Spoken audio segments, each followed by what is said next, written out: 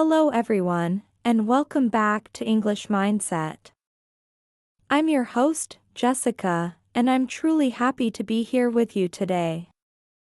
Whether you're listening while walking, commuting, cooking, or just relaxing, thank you for spending this time with me. If you're new here, let me quickly tell you something important. On this channel, we upload new episodes every single day to help you improve your English step by step. You'll hear natural English, useful phrases, inspiring stories, and clear explanations, all designed to make you feel more confident when you speak.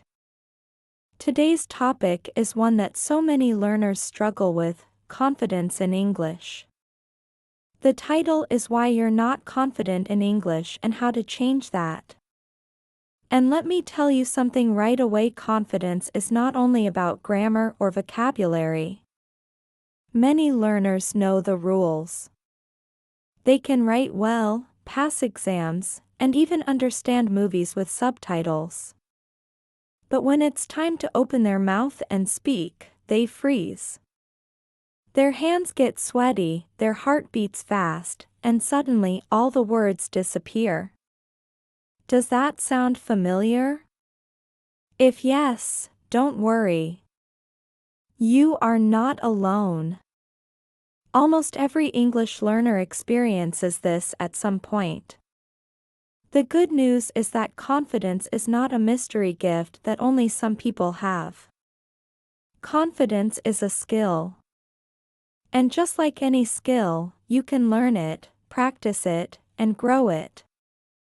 Today, I'll guide you through stories, tips, and practical exercises to help you build real, lasting confidence in English. Have you ever wondered why speaking English feels so much harder than reading or writing it? Many learners tell me, "I understand grammar and vocabulary, but when I try to speak, my confidence disappears." This is a very common experience, and there are clear reasons why it happens. The first reason is fear of mistakes. We worry that if we say something wrong, people will laugh or judge us. This fear becomes so strong that it blocks our voice before the words can even come out. The second reason is negative self-talk. Inside our minds, a little voice often says, "My English is terrible," or "I can't speak well." If you keep repeating these thoughts, your brain will believe them, and your confidence will shrink. The third reason is lack of real practice. You can spend hours studying grammar or memorizing vocabulary, but if you don't use English in real conversations, you'll never feel comfortable. It's like reading about swimming but never touching the water. So, confidence feels hard not because you are weak, but because fear, negative thinking, and limited practice are holding you back. The good news is you can change all three. To understand how confidence grows, let's look at the experiences of real learners. These are not superheroes or special talents, they are ordinary people who face the same challenges you do. Let's begin with Daniel. He had studied English for almost 5 years. On paper, he looked strong. He knew a wide range of vocabulary and could pass grammar tests. But whenever he spoke, his voice was soft and shaky. He believed that people would laugh at his mistakes, so he tried to stay quiet. Everything changed when he joined a small English club in his town. At first, he only whispered 1 or 2 words. Then he realized something important: everyone else was also making mistakes. Nobody was perfect, and nobody cared. After a few weeks, Daniel began to speak louder, smile more, and even enjoy conversations. His grammar didn't magically become perfect, but his attitude transformed. Now let me tell you about Aisha. She moved abroad with her husband and suddenly needed English every day for shopping, for neighbors, for visits to the doctor. At the beginning, she avoided speaking because she was embarrassed about her accent. One afternoon, her neighbor, Mrs. Brown, said kindly, "I love your accent, it's beautiful." That single compliment unlocked Aisha's confidence. She realized people wanted connection, not perfection. From that moment, she spoke with much more courage. These stories show us a simple truth: confidence doesn't come from waiting until your English is flawless. It comes from using what you already know, accepting mistakes as part of learning, and discovering that most people are friendly listeners. If Daniel and Aisha can change their mindset, you can too. Now that we know why confidence feels so difficult, the question is, how can we actually build it? The answer is not to wait until your English is perfect, but to practice in small, smart, and consistent ways. Let me share some practical steps you can start today. Buy a small notebook and call it your English victories. Every time you use English successfully, write it down.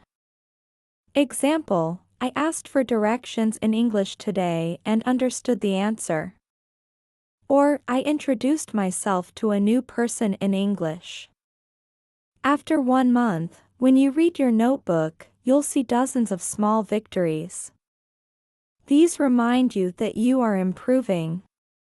Pick a simple daily task: making tea, cooking dinner, cleaning your room, and talk about it in English while you do it. Now I am boiling water. Now I am cutting vegetables. Now I am washing the dishes. At first it feels silly, but it trains your brain to think in English, and when you think in English, speaking becomes easier. Stand in front of a mirror, look into your own eyes, and speak in English as if you're explaining something to a friend. This helps you practice eye contact, gestures, and body language. One of my students, Bal, did this for a month and told me he felt much less shy with real people afterward. Choose a short text and record yourself reading it aloud. Then listen back.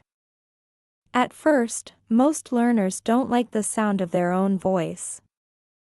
But after 2 weeks, you'll notice improvement. You'll hear progress with pronunciation, rhythm, and fluency, and that proof builds confidence. Sometimes you won't understand everything. That's normal. Prepare some sentences you can always use. Sorry, could you repeat that, please? Can you speak a little more slowly? Memorize 5 to 10 of these, and they will give you safety in any situation. Think of confidence as a muscle in your body. If you use it often, it becomes stronger. If you ignore it, it becomes weak. Just like you can't build physical strength by reading about exercise, you can't build confidence by only studying grammar or vocabulary. You have to use it. Take my cousin Omar as an example. He had a job interview in English and felt extremely nervous. Instead of avoiding the challenge, he practiced daily. He stood in front of a mirror, asked himself common interview questions, and answered out loud. He also recorded his voice, listened carefully, and tried again. At first, his sentences were shaky, but little by little, they improved. On the day of the interview, he was still nervous, but because he had practiced so much, his words came more naturally. He spoke clearly and got the job. Another student, Fatima, built her confidence muscle by joining an online English club. At first, she only listened. The second week, she introduced herself. Later, she answered one question.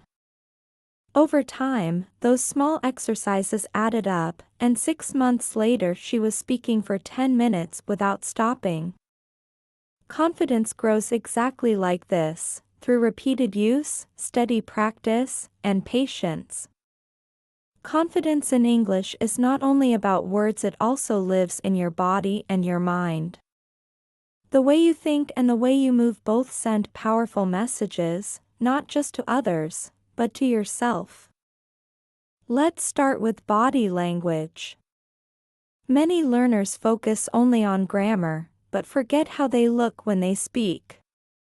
If you keep your head down, avoid eye contact, and speak too softly, people may not hear you clearly, even if your sentences are correct. My friend David used to do this. He often looked at the floor and mumbled his answers. I encouraged him to lift his head, look into people's eyes, and project his voice. The change was immediate. Others started paying more attention, not because his grammar was perfect, but because he looked confident. Now think about the mind. If you keep telling yourself, "My English is terrible," or "I can't do this," your brain will believe it. Replace those words with, "I am improving every day," or "I can share my ideas." Positive self-talk doesn't just change your feelings, it changes your performance. Together, strong body language and supportive self-talk create the foundation for real confidence.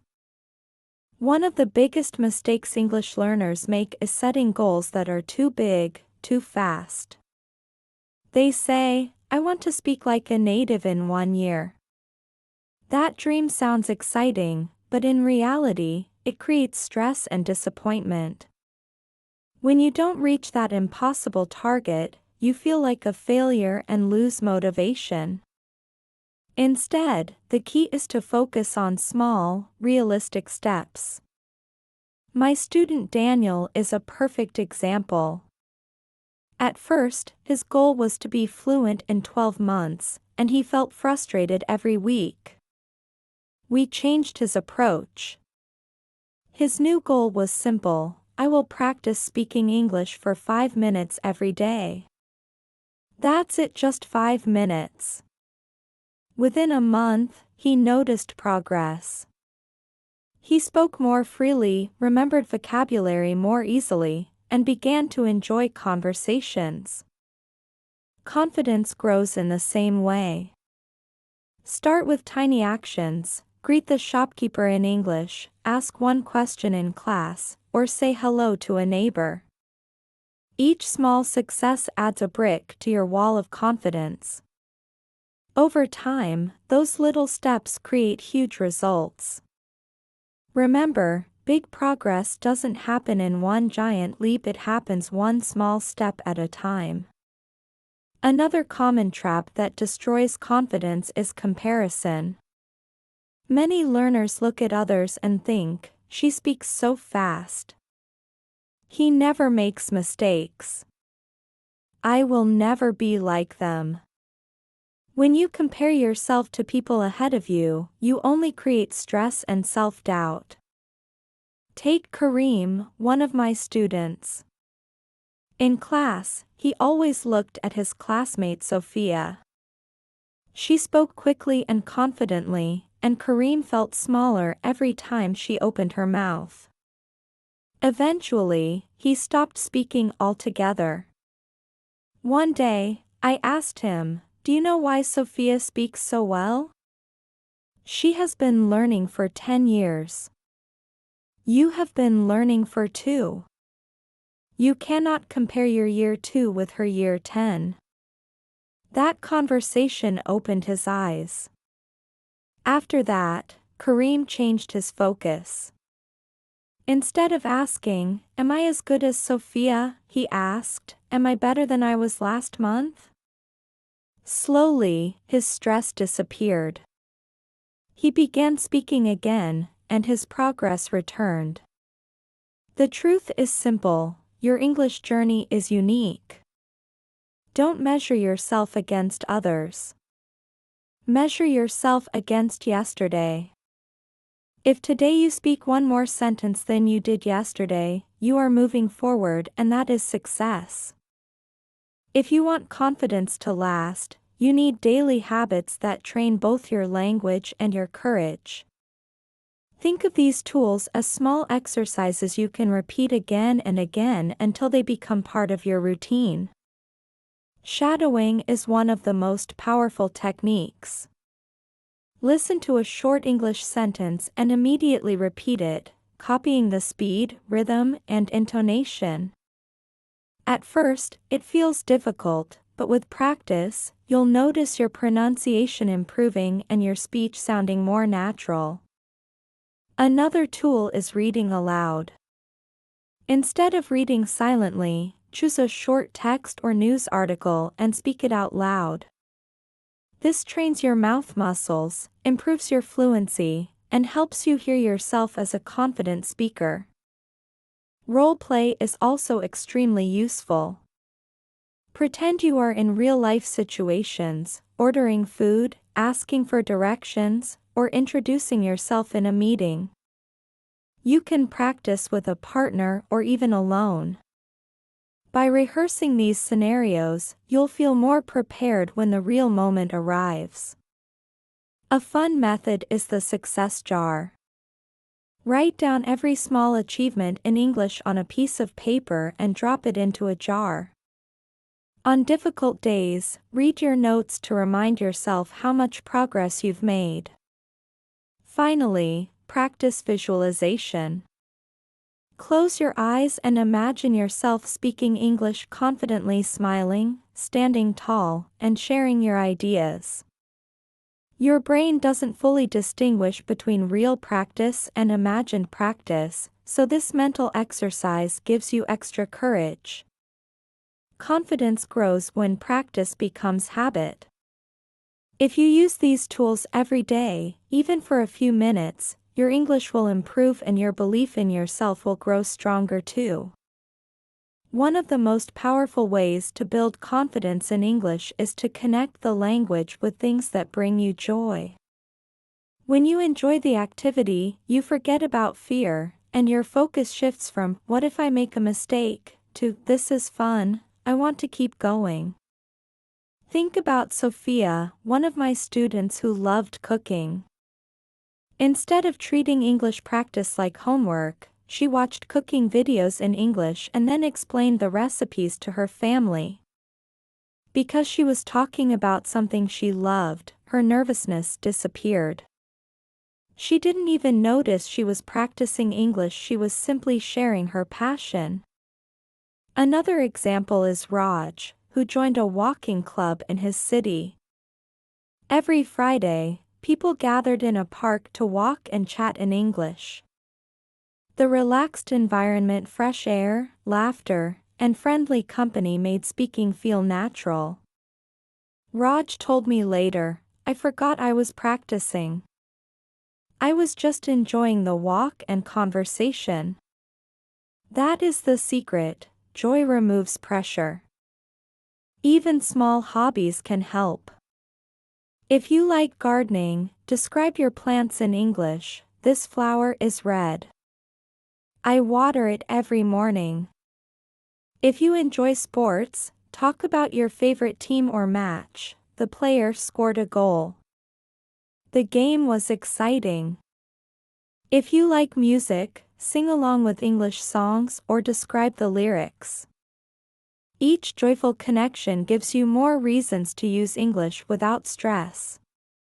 You can also combine joy with family or friends. My student Nadia practiced English with her little son while playing games like, "What is this?" or "Where is the ball?" Because children don't judge, the practice felt safe and fun. Later, Nadia told me that this simple game gave her courage to speak with adults as well. The lesson is clear: confidence grows faster when English is not just a subject, but part of your happy life. Choose something you already enjoy and add English to it. This way, learning feels less like a duty and more like a celebration. When joy and language meet, confidence comes naturally. We have reached the end of today's episode, and I want to bring all the pieces together for you. We started by asking why confidence in English feels so hard, and we discovered that the main reasons are fear of mistakes, negative self-talk, and lack of real practice. We then explored real stories of learners like Daniel, Aisha, and Omar, ordinary people who struggled just like you, but who discovered that confidence is not something you wait for. It is something you create. Think about what we learned. Confidence is a muscle. The more you use it, the stronger it becomes. If you ignore it, it weakens. That's why you cannot hide your English and expect confidence to grow. You must use it in small ways, every single day. Whether it's saying hello to a neighbor, practicing in front of a mirror, or recording your voice for 1 minute, each small action is like lifting a weight at the gym. Over time, those little repetitions build strength you never thought you had. We also talked about the importance of body and mind. Remember that confidence is not only in your grammar books. It's in how you stand, how you move, how you speak to yourself. If you keep your head down and whisper, people may not hear you, no matter how correct your sentences are. But if you lift your head, look into someone's eyes, and project your voice, people will listen. And if you replace the thought, "My English is terrible," with, "I am improving every day," you will feel a shift inside you. Words shape feelings, and feelings shape actions. Small steps are the secret. Don't try to leap from beginner to native speaker in 1 year. Instead, take 1 step each day. Greet the shopkeeper, order food, ask a question, share one idea in class. Each step is a brick in the wall of your confidence. Over weeks and months, that wall becomes strong enough to support you in bigger challenges like interviews, presentations, or meetings. We also discovered that comparison is a thief of confidence. Don't compare your year 2 with someone else's year 10. Your journey is your own, and your only competition is yourself from yesterday. If today you speak 1 more sentence than yesterday, that is real progress. Finally, remember to connect English with joy. When you combine the language with your hobbies, cooking, gardening, music, sports, or family time, you stop thinking of English as a subject and start living it as part of your life. Joy removes pressure. Joy turns practice into play. And joy makes confidence grow naturally. So here is my challenge for you: take 1 small step today. Write your first victory in a notebook. Record yourself for 1 minute. Shadow 5 sentences from a podcast. Say hello to someone in English. Whatever it is, do it today. Then tomorrow, do it again. That's how habits are built, and that's how confidence grows. Thank you so much for listening to this episode of English Mindset. If you found today's lesson helpful, inspiring, or motivating, please support this channel by subscribing. Your support encourages us to create more daily episodes to guide you step by step on your English journey. Remember, confidence is not waiting for the perfect moment. Confidence is speaking, practicing, and believing in yourself right now. So go out, take that small step, and let today be the day you begin building the confident English speaker inside you.